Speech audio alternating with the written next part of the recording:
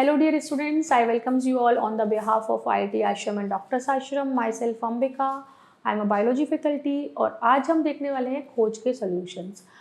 आपने खोज का एग्ज़ाम दिया होगा तो पेन और पेपर लेकर रेडी हो जाइए और देखिए कितने क्वेश्चन सही हैं, क्या कंसेप्ट है।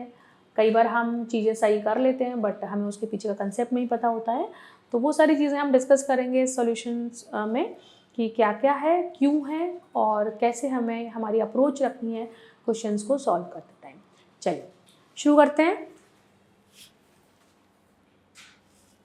क्वेश्चन नंबर 1 क्या है, देखिए, the tiny pores on leaves for exchange of gases are called. इसका मतलब इट इंडिकेट्स कि हमारी जो लीव्स हैं उन पर कुछ स्मॉल पोर्स हैं, तो उन स्मॉल पोर्स के थ्रू गैसियस एक्सचेंज हो रहा है। बिकॉज जब प्लांट फोटोसिंथेसिस करता है तो CO2 का रिक्वायरमेंट होता है और जो ऑक्सीजन बनता है वो as a by product plant उसको एनवायरनमेंट में रिलीज करता है, जिसे हम इनहेल करते हैं।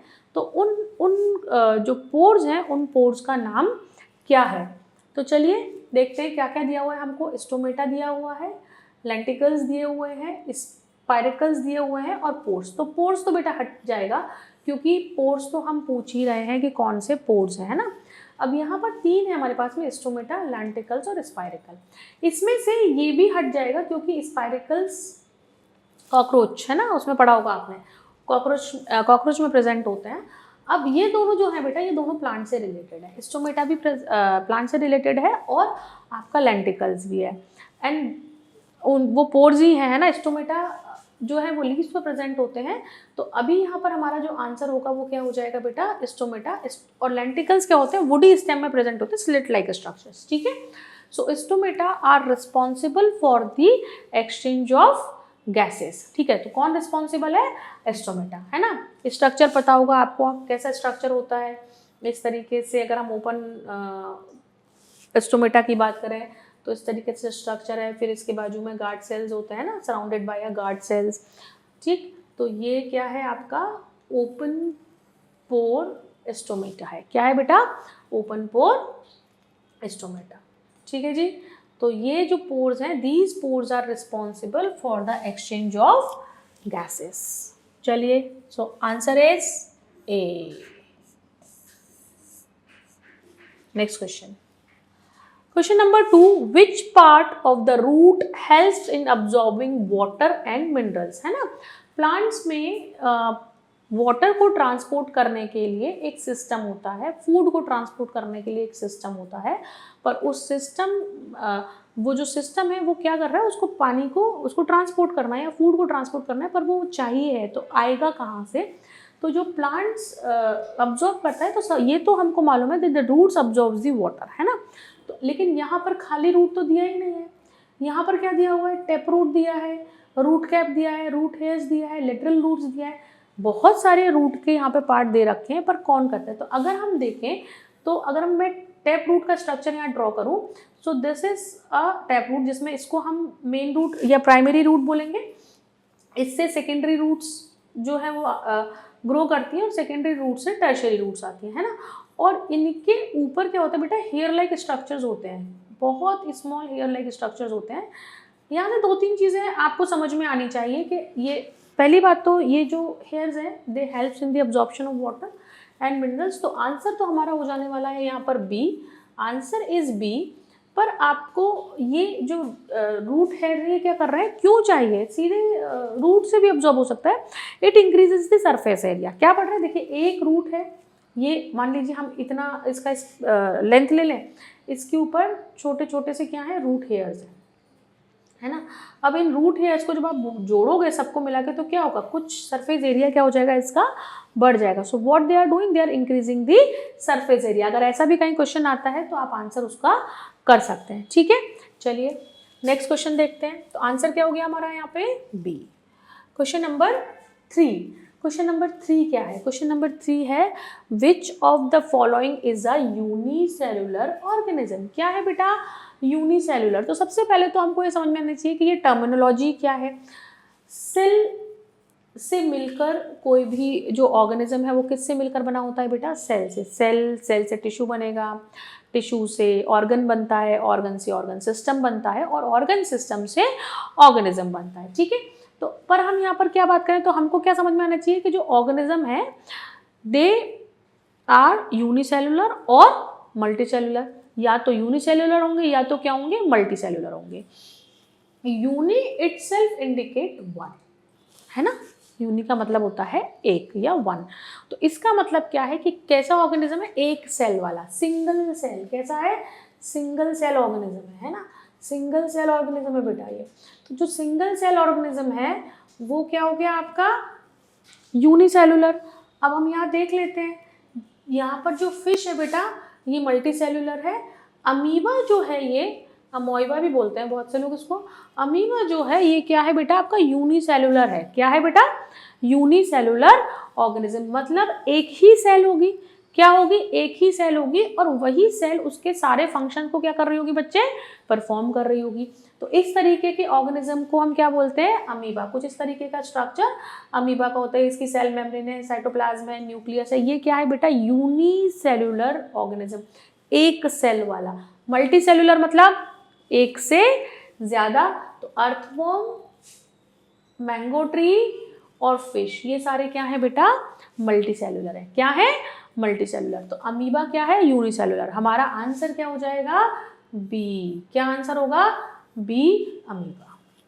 Question number 4, blood is pumped to the whole body by. देखिए, आप सिर्फ क्लास 7th में बहुत सारे सिस्टम्स पढ़ रहे हैं। जैसे आप न्यूट्रिशन पढ़ रहे हैं तो डाइजेस्टिव सिस्टम पढ़ रहे हैं, फिर अगर आप रेस्पिरेशन पढ़ रहे हैं तो आप लंग्स पढ़ रहे हैं, अगर आप एक्सक्रीशन पढ़ रहे हैं तो आप आपका पूरा एक्सक्रीटरी सिस्टम, जो आपका किडनी वाला जो पोर्शन है वो एक्सक्रीशन कैसे हो रहा है, यूरिया का रिमूवल कैसे हो रहा है, वो सारी चीज़ें आप वहाँ पर पढ़ रहे हैं, है ना। अब जो एक सर्कुलेटरी सिस्टम है, सर्कुलेटरी सिस्टम में आप क्या पढ़ते हैं? आप पूरा हार्ट पढ़ रहे हैं, ब्लड पढ़ रहे हैं और ट्रांसपोर्टेशन पढ़ रहे हैं ना, कैसे ट्रांसपोर्ट हो रहा है। तो जो हार्ट होता है बेटा सर्कुलेटरी सिस्टम के अंदर, वो क्या करता है? पूरे बॉडी में ब्लड को पंप करने का काम करता है। तो सर्कुलेशन या सर्कुलेटरी सिस्टम या transportation in plants and animal जो आप पढ़ रहे हैं, वहाँ पर एनिमल्स के अंदर आप ये पढ़ेंगे कि ब्लड कौन पंप कर रहा है बेटा? ब्लड कौन पंप करता है? हार्ट पंप करता है। देखो, लंग्स आपका रेस्पिरेशन में इन्वॉल्व होता है, किडनी एक्सक्रीशन में इन्वॉल्व होती है, और ब्रेन आपका थिंकिंग प्रोसेस में और कंट्रोल में, है ना, कंट्रोल एंड कोऑर्डिनेशन में इन्वॉल्व होता है। And heart is involve into the transporting और पंप दी ब्लड, है ना। ट्रांसपोर्टेशन करने के लिए जो पंप करना है, उसको भेजना है, वो कौन करता है? हार्ट करता है। तो heart is responsible for the pumping of the blood into the whole body of an organism. ठीक है, चलिए, so answer is C, heart.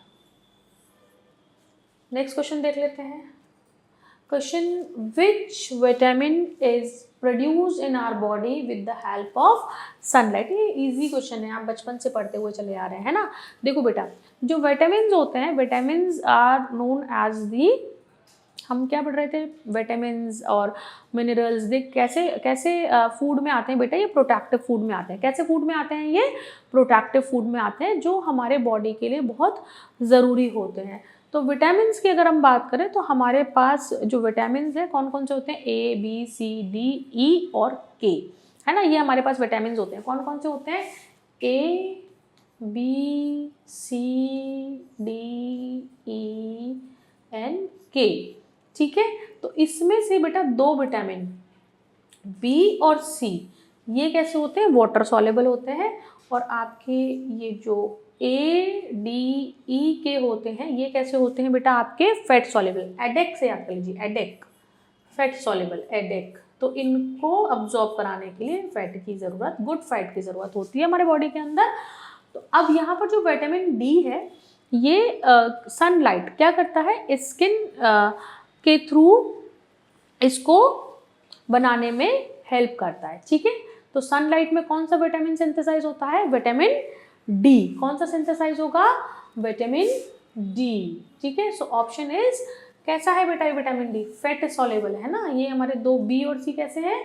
Water soluble है। और ये हमारे जो एडेक है ADEK, ये क्या है हमारे फैट सॉल्युबल है। तो विटामिन डी जो है वो क्या करता है,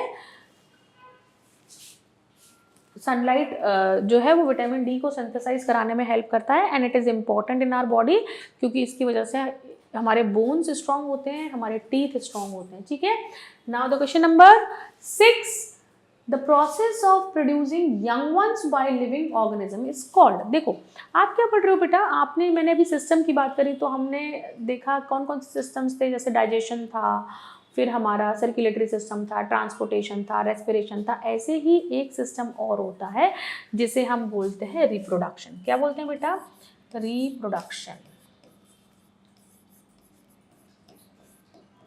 ठीक है, reproduction is essential to maintain the race of any organism on the earth। अगर रिप्रोड्यूस नहीं होंगे तो धीरे धीरे करके क्या होगा, एंडेंजर्ड होंगे और एक्सटिंक्ट हो जाएंगे।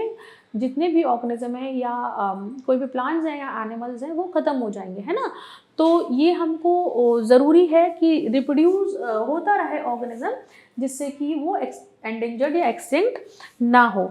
तो अगर हम ये पढ़ रहे हैं प्रोड्यूसिंग यंग वंस, तो अभी आप जो पढ़ रहे हैं वो आप पढ़ रहे हैं reproduction in plants class 7th में, और रिप्रोडक्शन इन एनिमल्स आप पढ़ेंगे क्लास 8th में। तो जो भी नया ऑर्गेनिज्म बन रहा है या ऑफस्प्रिंग बन रहा है वो किस मेथड के थ्रू बनता है बेटा, कौन सा सिस्टम पढ़ेंगे हम, रिप्रोडक्शन। ठीक है, क्या पढ़ेंगे, reproduction. So answer is B. क्या आंसर हो जाएगा, बी हो जाएगा। ठीक है जी, चलिए देखते हैं question number 7, which blood cells fight against disease. देखो हमारा जो बॉडी है इसका अपना एक बहुत अच्छा सिस्टम है, प्रोटेक्टिव सिस्टम है, कि वो पहले खुद अपने लेवल पे कोशिश करता है कि वो बाहर से कोई भी डिजीज़ या कोई भी ऑर्गेनिज्म जब बॉडी के अंदर एंटर हो रहा है तो उससे वो उसे प्रोटेक्ट कर पाए, है ना, जिसे हम क्या बोलते हैं, इम्यून सिस्टम। ठीक है, अरे कोई बीमार हो गया, अरे इसकी इम्यूनिटी तो बहुत वीक है, तो बार बार बीमार हो जाता है, अरे ये तो बीमारी नहीं होता, इसकी इम्यूनिटी तो बहुत स्ट्रॉन्ग है ना। तो इम्यून सिस्टम जो होता है वो हमारे बॉडी को पहले खुद ही प्रोटेक्ट करता है और कोशिश करता है ना। इसलिए कहते हैं कि फीवर इज़ अ फ्रेंड और एनिमी। अगर ऐसे बोला जाए तो आप क्या बोलोगे, fever is a friend. If you will have the fever तो आपको ये पता पड़ेगा कि आप बीमार हैं and you will visit the doctor, और आप टाइम पर ट्रीटमेंट ले पाएंगे। फीवर नहीं आ रहा इसका मतलब आपकी इम्यूनिटी या तो बहुत स्ट्रॉन्ग है या तो बहुत वीक है, कि आइडेंटिफाई नहीं हो पा रहा है कि कोई भी डिजीज़ किसी को हुई है। ठीक है, तो अब जब डिफेंस सिस्टम की बात आती है तो डिफेंस सिस्टम में हमारे जो ब्लड में WBC होते हैं, जिन्हें हम वाइट ब्लड सेल्स कहते हैं, वो क्या करते हैं, फाइट करते हैं किसी भी फॉरेन पार्टिकल के बॉडी में एंटर होने पे। ठीक है, तो यहाँ पर आंसर क्या होने वाला है हमारा, बी, वाइट ब्लड सेल, या इन्हें हम WBCs भी बोलते हैं। और ये WBCs हमारे बॉडी को, हमारे सिस्टम को किसी भी फॉरेन पार्टिकल से प्रोटेक्ट करने में हेल्प करते हैं। ठीक है जी, तो यहाँ तक हमने अभी 7 क्वेश्चन सॉल्व कर लिए हैं। आगे चलते हैं, 3 क्वेश्चन बचे हुए हैं, देखिए आपके कितने सही है कितने गलत है। Which part of the plant carries the food from leaves to the other part. देखिए बेटा, अभी हम जब ट्रांसपोर्टेशन की बात कर रहे थे तो मैंने आपको बताया था कि ट्रांसपोर्टेशन करने के लिए सिस्टम होता है हमारे अंदर, डेवलप सिस्टम में हम आइडेंटिफाई कर पाते हैं। प्लांट में भी सिस्टम है which is responsible for the transportation water and food. तो यहाँ पर पूछा जा रहा है food from leaves. From leaves क्यों पूछा जा रहा है बेटा, क्योंकि जो हमारी फूड फैक्ट्री है या जो फोटोसिंथेसिस है वो कहाँ होती है, लीव्स में होती है। तो मतलब फूड कहाँ पर प्रोड्यूस हो रहा है, प्रोडक्शन कहाँ हो रहा है, लीव्स में हो रहा है। तो जब लीव्स में प्रोडक्शन हो रहा है तो लीव्स से ही ट्रांसपोर्ट होगा। तो हम क्या पूछ रहे हैं यहाँ पर, क्या पूछा जा रहा है कि कौन सा ऐसा पार्ट है जो फूड को कैरी कर रहा है ना। तो यहाँ पर एक सिस्टम जिसे हम बोलते हैं बेटा phloem. Phloem is responsible for the transportation of food from leaves to the other part of the plant। तो जाइलम में हम पढ़ते हैं, xylem is responsible for the water. It is यहाँ पर जो ट्रांसपोर्टेशन होगा वो कैसा होगा, यूनिडायरेक्शनल होगा। पर यहाँ पर आपको याद करना है कि ये कैसा होगा बेटा, बाई डायरेक्शनल होगा। कैसा होगा, बाई डायरेक्शनल। बाई मतलब 2, यूनि मतलब 1, है ना, यूनिडायरेक्शन मतलब 1। पानी कहाँ जाएगा, यूनिडायरेक्शन, कहाँ से जाएगा, रूट टू शूट, किससे जाएगा, जाइलम से जाएगा। फूड कहाँ जाएगा, leaves to other part of the plant, ठीक है। कैसा डायरेक्शन होगा, बाई डायरेक्शनल, ठीक है। So answer is B, phloem. Phloem is responsible for the transportation of food from leaves to the other part of the plant and the way of the direction is bidirectional. याद रखिएगा, statement वाले question जैसे आते हैं competitive exams में। Question number 9, the balloon like structures in human lung where exchange of gases take place are called. हमारा जो respiratory tract है उसमें कोई एक ऐसा स्ट्रक्चर है जो बलून लाइक है और वो क्या कर रहा है, एक्सचेंज ऑफ गैसेस कर रहा है। देखिए बेसिकली हम कर क्या रहे हैं, हम जब इनहेलेशन और एक्सहेलेशन करते हैं तो हम गैसेस को इनहेल करते हैं और एक्सहेल करते हैं। सो इनहेलेशन के टाइम O2 चाहिए और एक्सहेलेशन के टाइम CO2 हमको एक्सहेल करना होता है। ये प्रोसेस है, पर जब ये एक्सचेंज हो रहा है तो ये कहाँ से कहाँ हो रहा है, कौन सा पार्ट इसमें पार्टिसिपेट कर रहा है, तो बलून लाइक स्ट्रक्चर कौन सा है। तो सबसे पहले तो हम देख लेते हैं, ये जो एल्वेलाई है बेटा, it is a balloon like structure. कैसा होता है, बलून लाइक स्ट्रक्चर होता है, एयर इसके सैक के अंदर फिल हो जाती है और ये ब्लो कर जाता है and it is surrounded by a number of capillaries which help in the exchange of the gases, ठीक है। देख लेते हैं, थोड़ा सा समझ लेते हैं इसको कैसे होता है। देखिए इस तरीके से ये स्ट्रक्चर होता है, ठीक, बलून लाइक स्ट्रक्चर, और इसके आजू बाजू में क्या है, नंबर ऑफ कैपिलरीज रहता है, ठीक है बेटा, क्या है, नंबर ऑफ कैपिलरीज। तो ये जो कैपिलरी है इसमें CO2 मतलब डीऑक्सीजनेटेड ब्लड कहाँ से आ रहा है, हार्ट से आ रहा है, ठीक है।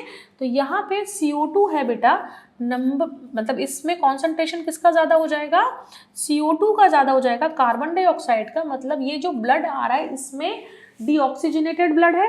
अब हमने जब इनहेलेशन किया तो इनहेलेशन जब हम करेंगे तो उसमें कॉन्सेंट्रेशन O2 का ज़्यादा होगा, इंक्रीज होगा, ज़्यादा होगा, और यहाँ पे क्या है, CO2 ज़्यादा है।